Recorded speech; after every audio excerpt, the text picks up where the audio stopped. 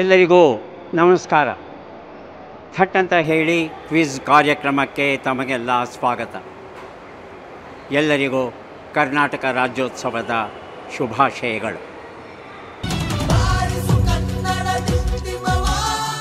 ಒಂದಷ್ಟು ಜನ ಮೆಟ್ಟಿಲಿಳಿದು ಬರ್ತಾ ಇದ್ದಾರೆ. ಅವರನ್ನು ಭೇಟಿಯಾಗಿ ಒಂದಷ್ಟು ಮಾತುಕತೆ ಆಡೋಣ ಬನ್ನಿ. ನಮಸ್ತೆ ನಮಸ್ತೆ ನಮಸ್ತೆ. ತಮ್ಮ ಪರಿಚಯ? ನಾನು ವೆಂಕಟೇಶ ಸಂಪ ಅಂತ ಹೇಳಿ ಸಂಪದ ಸಾಲು ಅನ್ನುವಂತಹ ಪತ್ರಿಕೆಯನ್ನು ಕಳೆದ 18 ವರ್ಷಗಳಿಂದ ನಡೆಸ್ತಾ ಇದ್ದೀನಿ. ಸಾಗರದವನು ಸರ್. ಸಾಗರದವರು, ಬಹಳ ಸಂತೋಷ. ತಮ್ಮ ಪರಿಚಯ ಸರ್? ನಾನು ಋಷಭೇಂದ್ರ ಸ್ವಾಮಿ ಅಂತ, ಚಿತ್ರದುರ್ಗ, ನಿವೃತ್ತ ಶಿಕ್ಷಕ ಇದ್ದೇನೆ. ಬಹಳ ಸಂತೋಷ. ದುರ್ಗದಿಂದ ಬೆಂಗಳೂರಿಗೆ ಬಂದಿದ್ದಾರೆ, ಇವರು ಸಾಗರದಿಂದ ಬಂದಿದ್ದಾರೆ. ತಾವು? ನನ್ನ ಹೆಸರು ರಾಜೇಶ್ ಅಂತ, ನಾನು ಚಿಕ್ಕಬಳ್ಳಾಪುರದಿಂದ ಬಂದಿದ್ದೇನೆ. ಚಿಕ್ಕಬಳ್ಳಾಪುರದಿಂದ ಬಂದಿದ್ದೀರಿ, ಬಹಳ ಸಂತೋಷ. ಏನಾದರೂ ಒಂದಷ್ಟು ಪ್ರಶ್ನೆ ಕೇಳಬಹುದಾ? ಹೇಳಿ ಸರ್. ಪ್ರಶ್ನೆ ಕೇಳೋಕ್ಕೆ ಮೊದಲು ನಮ್ಮ ಕಾರ್ಯಕ್ರಮದ ಬಗ್ಗೆ ನಿಮ್ಮ ಅನಿಸಿಕೆ ಏನು? ಸರ್, ತಟ್ಟಂತ ಹೇಳಿ ಅನ್ನುವಂತಹ ಕಾರ್ಯಕ್ರಮ ನಿಜಕ್ಕೂ ಇಡೀ ಕರ್ನಾಟಕದ ಪ್ರತಿಯೊಬ್ಬ ವ್ಯಕ್ತಿಗಳು ನೋಡಬೇಕಾದಂತಹ ಕಾರ್ಯಕ್ರಮ. ಇದು ಜ್ಞಾನವನ್ನು ಹೆಚ್ಚಿಸುತ್ತೆ. ಬಹುತೇಕ ಟಿ ವಿ ವಾಹಿನಿಗಳನ್ನು ತಾವು ನೋಡ್ತಾ ಕೇಳಿದ್ದೀರಿ, ಅವೆಲ್ಲವೂ ಕೂಡ ಇತ್ತೀಚೆಗೆ ಜ್ಞಾನ ಮಾಲಿನ್ಯವನ್ನು ಹೆಚ್ಚಿಸ್ತಾ ಇದೆ. ಅದರಲ್ಲಿ ಚಂದನ ವಾಹಿನಿ ನಿಜಕ್ಕೂ ಜ್ಞಾನವನ್ನು ಹೆಚ್ಚಿಸ್ತಾ ಇದೆ. ಅದರಲ್ಲಿ ತಟ್ಟಂತೆ ಹೇಳಿ ಕಾರ್ಯಕ್ರಮ ತುಂಬ ಅದ್ಭುತವಾಗಿ ಮೂಡಿ ಬರ್ತಾ ಇದೆ. ಆಬಾಲ ವೃದ್ಧರಾದಿಯಾಗಿ ನೋಡುವಂತಹ ಕಾರ್ಯಕ್ರಮ. ನಿಜಕ್ಕೂ ತಮಗೆ ಅಭಿನಂದನೆಗಳು ಸರ್. ಸರ್, ತಮ್ಮ ಅನಿಸಿಕೆ? ಚಂದನ ಕಾರ್ಯಕ್ರಮ ಏನು ವಾಹಿನಿ, ಅದು ನೆನಪಾಗ್ತಿದ್ದ ಹಾಗೇ ಬರುವಂಥದ್ದು ತಮ್ಮ ಒಂದು ಕಾರ್ಯಕ್ರಮನೇ, ಥಟ್ ಅಂತ ಹೇಳಿ ಅಂಥ ಕಾರ್ಯಕ್ರಮ.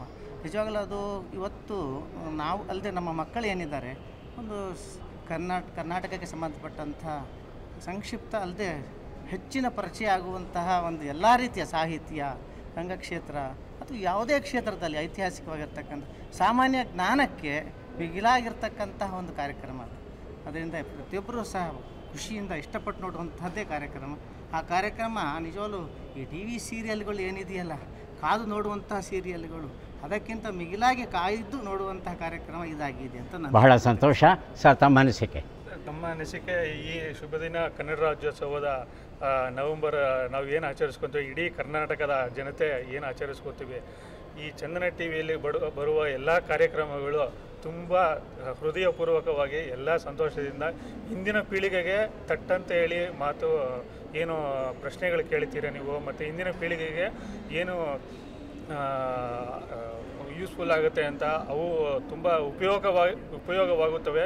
ಮತ್ತು ಮುಂದಿನ ಪೀಳಿಗೆಗೂ ಉಪಯೋಗವಾಗಲಿ, ಇನ್ನಷ್ಟು ಮತ್ತಷ್ಟು ಕಾರ್ಯಕ್ರಮಗಳನ್ನು ಬರಬೇಕು ಅಂತ ಆಚರಿಸ್ತೀನಿ. ತುಂಬ ಸಂತೋಷ. ಈಗ ನಮ್ಮ ಧನ್ಯಶ್ರೀಯವರು ನಮ್ಮ ಜೊತೆ ಇದ್ದಾರೆ. ಧನ್ಯಶ್ರೀಯವರು ಯಾವ ಭಾವಗೀತೆಯನ್ನು ಹಾಡ್ತಾರೆ, ಚರಣವನ್ನು ನಾವೆಲ್ಲ ಕೇಳೋಣ. ಪಲ್ಲವಿಯನ್ನು ಈ ಮೂವರಲ್ಲಿ ಯಾರು ಹಾಡ್ತಾರೆ ಕುತೂಹಲದಿಂದ ಕಾಯ್ತಾ ಇದ್ದೇನೆ. ಧನ್ಯಶ್ರೀ, ತಮ್ಮ ಹಾಡು. ಬೆಟ್ಟವು ನಿನ್ನದೆ, ಬಯಲು ನಿನ್ನದೆ, ಹಬ್ಬಿನಗಲಿ ಪ್ರೀತಿ. ಬೆಟ್ಟವು ನಿನ್ನದೆ, ಬಯಲು ನಿನ್ನದೆ, ಹಬ್ಬಿನಗಲಿ ಪ್ರೀತಿ. ನೆಳಲೋ ಬಿಸಿಲೋ ಎಲ್ಲವೂ ನಿನ್ನದೆ, ನೆಳಲೋ ಬಿಸಿಲೋ ಎಲ್ಲವೂ ನಿನ್ನದೆ, ಇರಲಿ ಏಕರೀತಿ.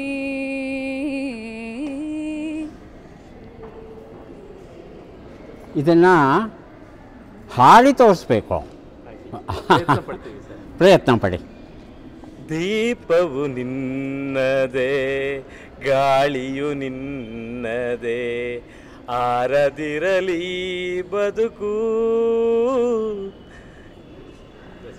ಚಿಂತೆ ಇಲ್ಲ, ಗುರುತಿಸಿದ್ದೀರಾ ಪಲ್ಲವಿಯನ್ನು, ಗುರುತಿಸಿದ್ದೀರಾ. ಗಡಿಬಿಡಿನಲ್ಲಿ ಒಂದು ಶಬ್ದ ಆ ಕಡೆ ಈ ಕಡೆ ಆದರೆ ಏನೂ ಚಿಂತೆ ಇಲ್ಲ.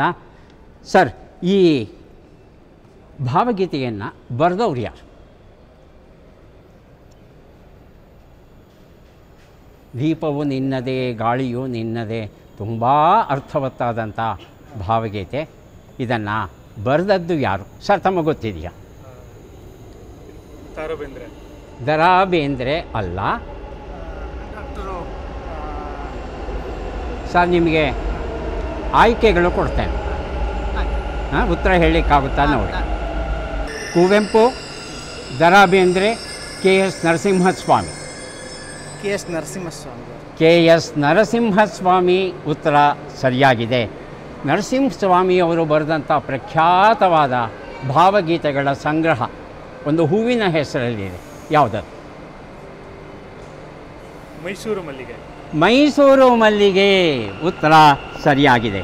ಪುಸ್ತಕಗಳನ್ನು ತಮಗೆ ಕೊಡ್ತಾ ಇದ್ದೇವೆ, ದಯವಿಟ್ಟು ಸ್ವೀಕರಿಸಿ. ಕಿಲಿಗ್ ಜಯರಾಮಾಚಾರಿ ಬರೆದಂಥ ಕಾದಂಬರಿ ಪುಸ್ತಕವನ್ನು ಕೊಡ್ತಾ ಇದ್ದೇವೆ. ಕಥಾಚಿಂತನ ಮನೋಮಂಥನ ಮಾತಾ ತ್ಯಾಗಮಯಿ ಬರೆದಂಥ ಪುಸ್ತಕ ತಮಗೆ ಸಿಕ್ಕಿದೆ. ಕೌದಿಯೊಳಗಿನ ಕನಸುಗಳು ಕಥಾ ಸಂಕಲನ ಮಂಗಳಾ ಪ್ರಸಾದ್ ಬರೆದಿರುವಂಥ ಪುಸ್ತಕ ತಮಗೆ ಸಿಕ್ಕಿದೆ. ಕನ್ನಡದಲ್ಲಿ ಅದ್ಭುತವಾದ ಭಾವಗೀತೆಗಳ ಸಂಗ್ರಹ ಇದೆ. ಅವುಗಳನ್ನು ಕೇಳಬೇಕು, ಆನಂದಿಸಬೇಕು, ಸಾಹಿತ್ಯವನ್ನು ನೋಡ್ಕೋಬೇಕು, ಬರೆದವ್ರು ಯಾರು ಅಂತ ತಿಳ್ಕೋಬೇಕು. ಈ ಒಂದು ಭಾವಗೀತೆಯನ್ನು ಬರೆದ ಹಿನ್ನೆಲೆ ಏನು ಅಂತ ತಿಳ್ಕೊಂಡ್ರೆ ಆಗ ಕವಿಯ ಆತ್ಮಕ್ಕೆ ನಾವು ಶಾಂತಿಯನ್ನು ಕೊಡಬಹುದು. ಆ ಒಂದು ಕೆಲಸವನ್ನು ನಾವೆಲ್ಲ ಮಾಡೋಣ.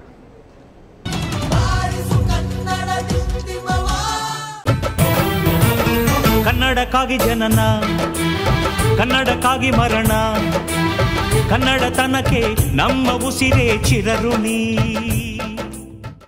ನಾವು ಮೆಟ್ರೋ ರೈಲ್ವೆ ನಿಲ್ದಾಣದಲ್ಲಿದ್ದೇವೆ. ಮಂತ್ರಿ ಸ್ಕ್ವೇರ್, ಮಲ್ಲೇಶ್ವರ. ರೈಲಿಗಾಗಿ ಕಾಯ್ತಾ ಇದ್ದಾರೆ. ಒಂದು ಪ್ರಶ್ನೆಯನ್ನು ಕೇಳೋಣ. ತಮ್ಮ ಹೆಸರು? ಪ್ರದೀಪ್ ಅಂತ ಸರ್. ಪ್ರದೀಪ್, ಎಲ್ಲಿಂದ ಬಂದಿದ್ದೀರಿ? ರಾಣೆಬೆನ್ನೂರು. ರಾಣೆಬೆನ್ನೂರು. ಹೌದು ಸರ್. ಏನು ಮಾಡ್ತಿದ್ದೀರಾ ಬೆಂಗಳೂರಲ್ಲಿ? ಸರ್ ಬೆಂಗಳೂರಲ್ಲಿ ಅಂದರೆ ಇವತ್ತು ಡಾಕ್ಯುಮೆಂಟ್ ವೆರಿಫಿಕೇಷನ್ ಅಂತ ಬಂದಿದ್ದು ಸರ್. ಡಾಕ್ಯುಮೆಂಟ್ ವೆರಿಫಿಕೇಷನ್ಗೆ ಬಂದಿದ್ದೀರಾ, ಬಹಳ ಸಂತೋಷ. ಒಂದು ಪ್ರಶ್ನೆ ಕೇಳಬಹುದಾ? ಖಂಡಿತ ಸರ್. ಸಮುದ್ರ ಮಟ್ಟದಿಂದ ಬೆಂಗಳೂರು ಎಷ್ಟು ಮೀಟರ್ ಎತ್ತರದಲ್ಲಿದೆ? ಆಯ್ಕೆ ಕೊಡ್ತೇನೆ. 900 ಮೀಟರ, 1900 ಮೀಟರ? Sir 900 metre. 1900 900 ಮೀಟರ್ ಅನ್ನೋದು ಸರಿಯಾದ ಉತ್ತರ. ಹಾಗಾಗಿ ಒಂದು ಪುಸ್ತಕವನ್ನು ತಮಗೆ ಕೊಡ್ತಾ ಇದ್ದೇವೆ, ಸ್ವೀಕರಿಸಿ. ಅಂಕಲ್ ಅಂತರಂಗ ಅನ್ನೋ ಪುಸ್ತಕ ತಮಗೆ ಕೊಡ್ತಾ ಇದ್ದೇವೆ ಬಹುಮಾನವಾಗಿ. ಧನ್ಯವಾದ. 900 ಮೀಟರ್ ಎತ್ತರ ಇರೋ ಕಾರಣ ಬೆಂಗಳೂರಿನ ಹವಾಮಾನ ಏನಿದೆ ಸದಾ ತಂಪಾಗಿರುತ್ತೆ ಅಲ್ವಾ? ಏನನ್ಸುತ್ತೆ ಬೆಂಗಳೂರು? ಚೆನ್ನಾಗಿ ಅನಿಸುತ್ತೆ ಸರ್. ಚೆನ್ನಾಗಿದೆ ಅನಿಸುತ್ತಾ?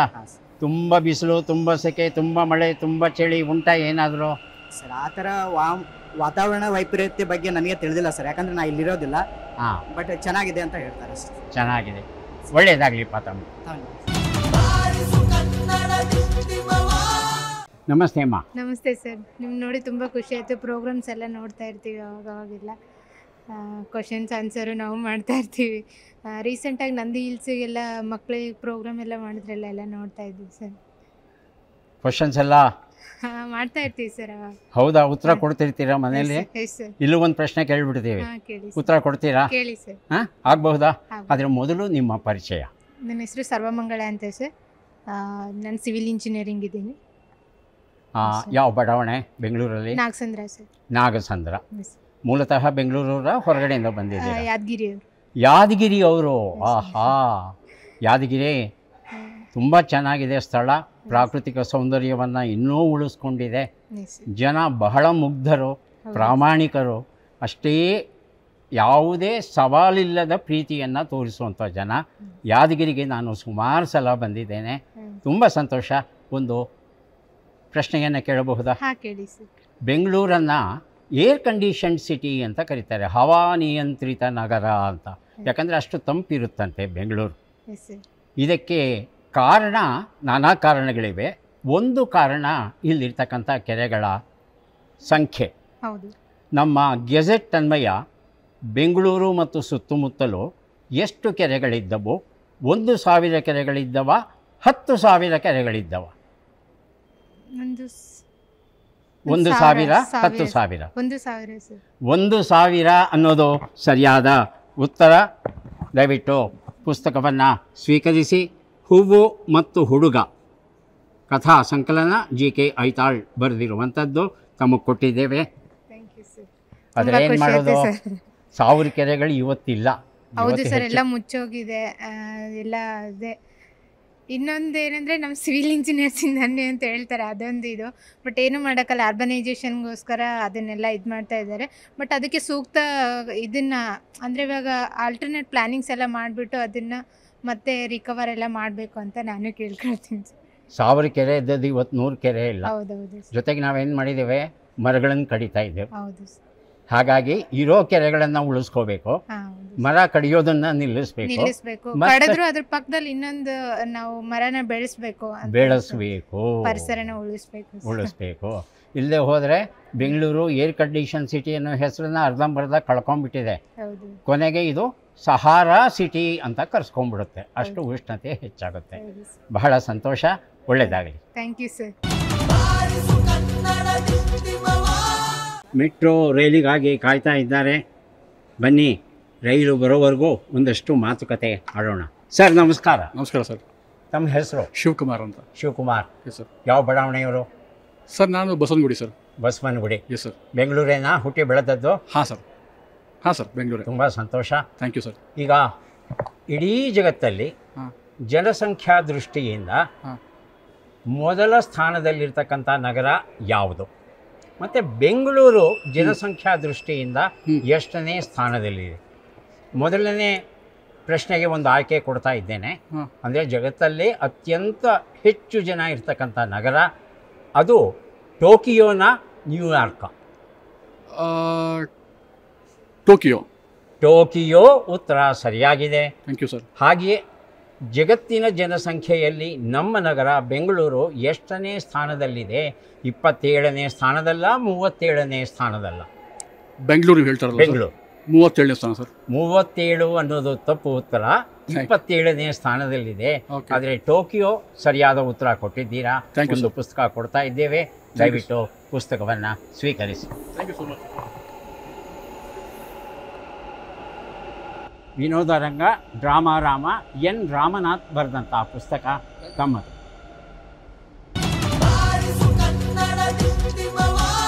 ಪ್ರಶ್ನೆಯನ್ನು ಕೇಳೋಣ. ಸರ್ ತಮ್ಮ ಹೆಸರು? ಶ್ರೀನಿವಾಸ್ ಅಂತ ಅಂದ್ಬಿಟ್ಟು. ಯಾವ ಬಡಾವಣೆಯರು ಸರ್? ಜಯನಗರ್. ಜಯನಗರ. ಏನು ಕೆಲಸ ಮಾಡ್ತೀರಾ? ನಾನು I retired from BHEL, public ಸೆಕ್ಟರಿಂದ ರಿಟೈರ್ಡ್ ಆಗಿದ್ದೀನಿ. ಹಾಂ. ಈಗ ಬದುಕು ನಡೆಸೋದು ಆರಾಮಾಗಿದೆಯಾ? ಅನ್ಸುತ್ತೆ ಇವಾಗ ರಿಟೈರ್ಡ್ ಆದಮೇಲೆ ಒಂದು ಸ್ವಲ್ಪ ಆರಾಮ ಅನ್ಸುತ್ತೆ. ಮೊದಲು ಹಂಗೆ ಇರಲಿಲ್ಲ, ಯಾಕೆಂದರೆ ಬೆಳಗ್ಗೆ 7 ಗಂಟೆಗೆ ಹೋದ್ರೆ ರಾತ್ರಿ 10 ಗಂಟೆಗೆ ಬರ್ತಾ ಇದ್ದೆ. ಇವಾಗ ಒಂದು ಸ್ವಲ್ಪ ನನಗೆ ಗಾಟ್ ರಿಲೀಫ್ ಅನಿಸ್ತದೆ. ಇವಾಗ ಸಮಯ ಕಳೆಯೋದು ಕಷ್ಟ ಅಂತ ಅನ್ಸ? ಇಲ್ಲ, ನನಗೆ I myself got engaged. ನನಗೆ ಇವಾಗ I am short of time to be short of time. Wow. ನಿವೃತ್ತಿ ಜೀವನ ನಡೆಸಿದ ಮೇಲೆ ಸಮಯದ ಅಭಾವ ಇದೆ ಅಂತ ಹೇಳಿದವ್ರು ನೀವೇ ಮೊದಲಿಗರು ಅಂತ ನನ್ನ ಅನಿಸಿಕೆ. ನನಗೆ ಅನ್ಸುತ್ತೆ. ಬಹಳ ಸಂತೋಷ. ಒಂದು ಭಾವಚಿತ್ರವನ್ನು ತಮಗೆ ತೋರಿಸ್ತೀವಿ, ಅವರು ಯಾರು ಅಂತ ಗುರುತಿಸೋಕ್ಕೆ ಸಾಧ್ಯವಾ ನೋಡಿ. ಅದಕ್ಕೆ ಇದು ಚಾಯ್ಸ್ ಕೊಡ್ತೀರಾ? ಆಯ್ಕೆಗಳನ್ನು ಕೊಡ್ತಾ ಇದ್ದೇನೆ. ಕೊಡಿ. KS Narasimhaswamy, GS Shivarudrappa. ಅವರು ಶಿವರುದ್ರಪ್ಪ ಅಂತ ಹೇಳಿದ್ರಿ, ಉತ್ತರ ಸರಿಯಾಗಿದೆ. ಶಿವರುದ್ರಪ್ಪ ಅವರಿಗೆ ರಾಷ್ಟ್ರ ಮಟ್ಟದಲ್ಲಿ ಒಂದು ಬಿರುದು ಕೊಟ್ಟಿದ್ದೀವಿ, ಗೊತ್ತಿದೆಯಾ? ಬಿರುದು ಗೊತ್ತಿಲ್ಲ ನನಗದು. ಬಿರುದು ಯಾವುದು ಅಂತ ಗೊತ್ತಿಲ್ಲ. ಡಾಕ್ಟರ್ ಶಿವರುದ್ರ ರಾಷ್ಟ್ರಕವಿ ಅಂತ ಕರೀತಾರೆ. ರಾಷ್ಟ್ರಕವಿ. ನಮ್ಮ ಕನ್ನಡದಲ್ಲಿ 3 ರಾಷ್ಟ್ರಕವಿ ಗೌರವ ದೊರೆತಿದೆ. ಮೊದಲನೇದು ಮಂಜೇಶ್ವರ ಗೋವಿಂದ ಪೈ, ಆನಂತರ ಕುವೆಂಪು, 3ನೇದಾಗಿ GS ಶಿವರುದ್ರಪ್ಪ ಅವರು. ಉತ್ತರವನ್ನು ಸರಿಯಾಗಿ ಕೊಟ್ಟಿದ್ದೀರಿ. ಪುಸ್ತಕವನ್ನು ದಯವಿಟ್ಟು ಸ್ವೀಕರಿಸಿ. ಕಾಣುವಂತೆ ಕಾಣದಂತೆ ವಿಕ್ರಮ್ BK ಬರೆದಂಥ ಪುಸ್ತಕ ತಮಗೆ ಕೊಡ್ತಾ ಇದ್ದೇವೆ. ಅಭಿನಂದನೆಗಳು.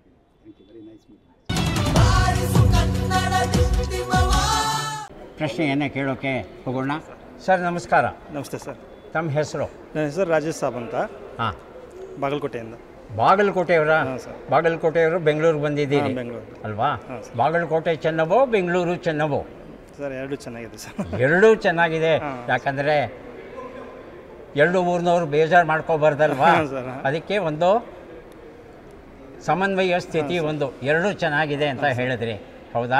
ಜನ್ಮಭೂಮಿ ಸರ್, ಇದು ಕರ್ಮಭೂಮಿ. ಓ, ಜನ್ಮಭೂಮಿ ಮತ್ತು ಕರ್ಮಭೂಮಿ ಎಲ್ಲವೂ ನಮ್ಮ ಕರ್ನಾಟಕವೇ ಅಲ್ವಾ?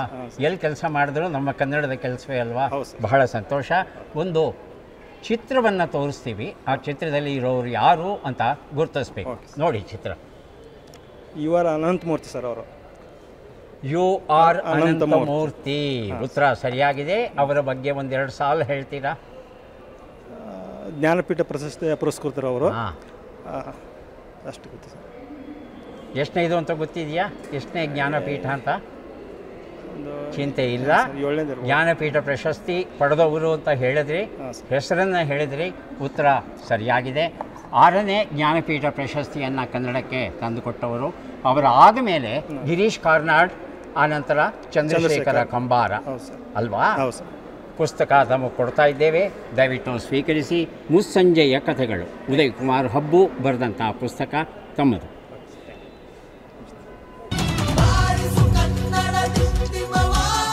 ಸರ್ ನಮಸ್ತೆ. ನಮಸ್ಕಾರ ಸರ್. ಹೇಗಿದ್ದೀರಿ? Fine sir. ಎಕ್ಸಲೆಂಟ್. ಎಕ್ಸಲೆಂಟ್. ವಾ, excellent. We should be happy, right? ಏನೇ ಆಗಲಿ ನಗನಗುತ್ತಾ ಮುನ್ನುಗ್ತಾ ಇರಬೇಕು. Life itself is very short ಅಲ್ಲ? Life is very short. Very short and in that make it sweet. Make it sweet. Having a presence of now. ಯಾವ ಬಡಾವಣೆ ಇರುತ್ತೋ? Vijaya bank layout sir. ಓ ಹೋ ಹೋ ಹೋ. ಯಾವ ಭಾಗದಲ್ಲಿ ಬರುತ್ತೆ? ಸೌತ್ ಬ್ಯಾಂಗ್ಳೂರ್. ಸೌತ್ ಬ್ಯಾಂಗ್ಳೂರಲ್ಲಿದೆ. ತುಂಬ ಸಂತೋಷ. ಒಂದು ಚಿತ್ರವನ್ನು ತೋರಿಸ್ತೀವಿ. ಆ ಚಿತ್ರದಲ್ಲಿ ಇರೋರು ಯಾರು ಅಂತ ತಾವು ಗುರುತಿಸ್ಬೇಕು. ಚಿತ್ರವನ್ನು ನೋಡೋಣ.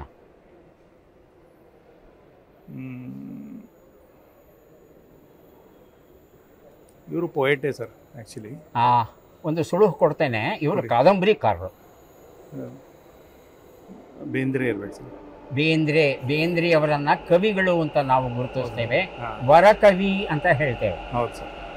ಗೊತ್ತಾಗ್ತಾ ಇಲ್ವಾ? ಆಯ್ಕೆಗಳು ಕೊಡ್ತೇನೆ, ಉತ್ತರ ಕೊಡೋದಕ್ಕೆ ಪ್ರಯತ್ನ ಪಡಿ. ಇವರು ಚದುರಂಗರ ಎಸ್ ಎಲ್ ಭೈರಪ್ಪನ. S L Bhyrappa. ಉತ್ತರ ಸರಿಯಾಗಿದೆ. ಹಾಗೂ ಹೀಗೂ ಭೈರಪ್ಪ ಅನ್ನೋ ಉತ್ತರವನ್ನು ಕೊಟ್ಟಿದ್ದೀರಿ. ನಮ್ಮ ನಾಡಿನ ಹೆಮ್ಮೆಯ ಕಾದಂಬರಿಕಾರರು ತಮಗೆ ಪುಸ್ತಕವನ್ನು ಕೊಡ್ತಾ ಇದ್ದೇವೆ. ನಮ್ಮ ಋಷಿ ಮುನಿಗಳು, ದಯವಿಟ್ಟು ಒಮ್ಮೆ ಓದಿ. ಮಾಸ್ತಿ ಅಯ್ಯಂಗಾರ್ ಅವರು ಗೊತ್ತು, ಯು ಆರ್ ಅನಂತಮೂರ್ತಿ ಅವರು ಗೊತ್ತು, ಇವರೆಲ್ಲ ಗೊತ್ತು. ಬಟ್ ಇವರು ಸ್ವಲ್ಪ ಕನ್ಫ್ಯೂಷನ್ ಆಯಿತು. ಹಾಗಾಗಿ ವೀಕ್ಷಕರೇ, ಮಲ್ಲೇಶ್ವರಂ ಮಂತ್ರಿ ಸ್ಕ್ವೇರಲ್ಲಿದ್ದೀವಿ. ರೈಲು ಬಂತು. ಇದು ನೇರವಾಗಿ ಪುಟ್ಟೇನಹಳ್ಳಿಗೆ ಹೋಗ್ತಾ ಇದೆಯಂತೆ. ಬನ್ನಿ ನನ್ನ ಜೊತೆ ನೀವೂ ಸಹ ಹೋಗೋಣ ಒಳಗಡೆ.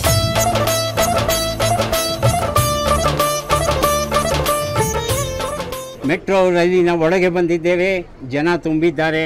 ಅವ್ರ ಜೊತೆ ಒಂದಷ್ಟು ಮಾತುಕತೆ ಆಡೋಣ, ಒಂದಷ್ಟು ಹಾಡನ್ನು ಕೇಳೋಣ, ಒಂದಷ್ಟು ಮಾಹಿತಿಯನ್ನು ತಿಳ್ಕೊಳ್ಳೋಣ. ಈಗ ನಮ್ಮ ಜೊತೆ ಇದ್ದಾರೆ ಧನ್ಯಶ್ರೀ ಅವರು. ಯಾವ ಹಾಡನ್ನು ಹಾಡ್ತಾರೆ ನೋಡೋಣ. ಇಂದಿನ ಹಾಡಿದರು ಅಂದಿನಂತೆ ಕುಳಿತು ಕೇಳುವಿರಿ ಸಾಕೆನಗೆ, ಅದುವೆ ಬಹುಮಾನ. ಹಾಡು ಹಕ್ಕಿಗೆ ಬೇಕೆ, ಹಾಡು ಹಕ್ಕಿಗೆ ಬೇಕೆ ಬಿರುದು ಸನ್ಮಾನ.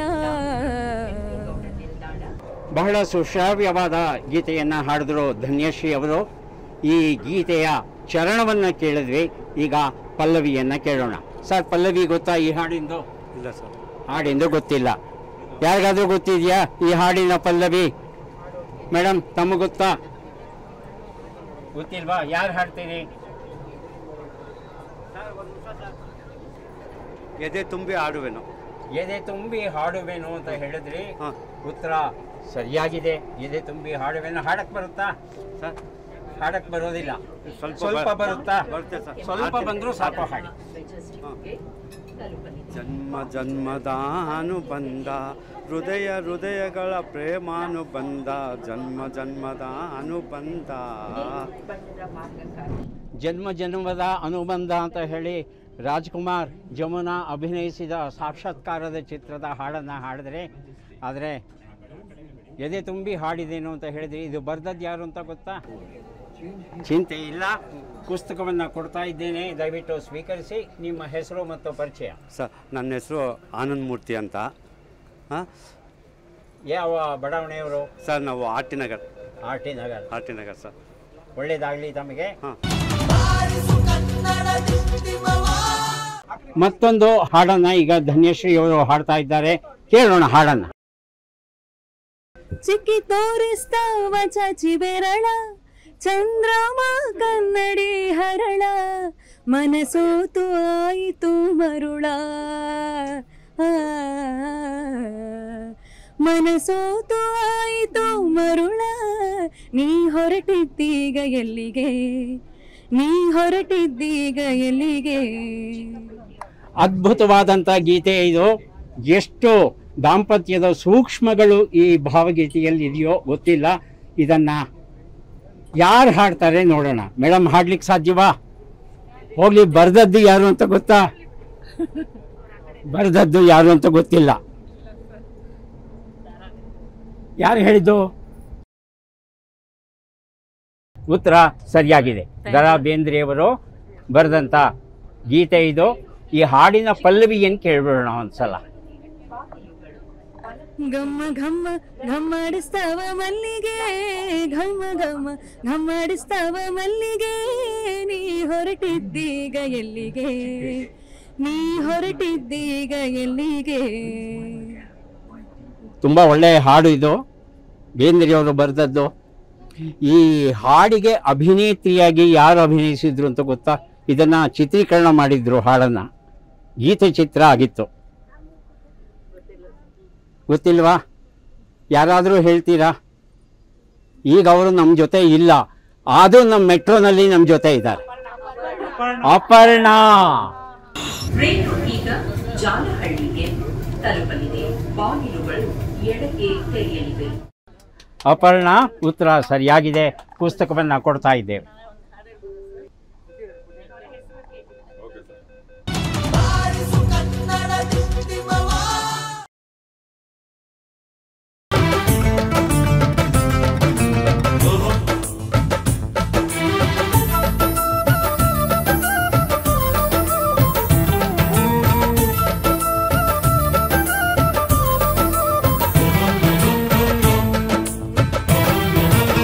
ಕನ್ನಡಕ್ಕಾಗಿ ಜನನ, ಕನ್ನಡಕ್ಕಾಗಿ ಮರಣ,